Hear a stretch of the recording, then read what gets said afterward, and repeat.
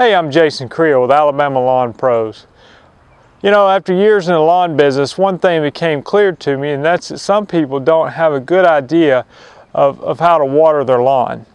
Now, obviously, we know how to put water on our lawn, but what I'm talking about is, you know, the proper amount to water and how often to water. Here in Alabama, you obviously know that in the summer we have very hot and humid weather, and so water becomes necessary. A lot of times the amount of rain we get just does not keep up with the needs of the grass. So you may use a sprinkler, or maybe you have a full irrigation system installed.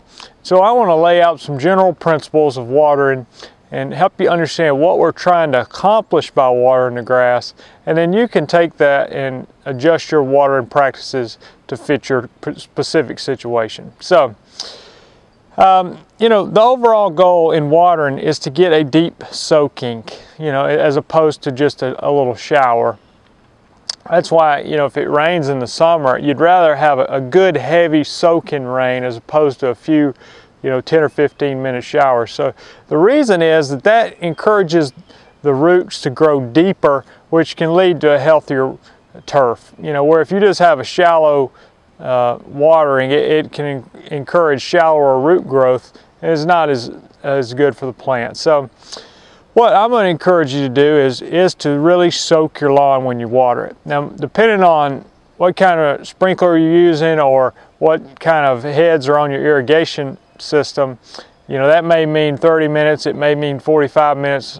It's hard to say without seeing, but as a general rule, you want to soak it as opposed to a shower. Now, if you have an irrigation system set up and you have different zones, you know, whether it's a rainbird or a hunter, you typically can adjust how much water comes out in each zone. So maybe you have one zone that just hits a little flower bed.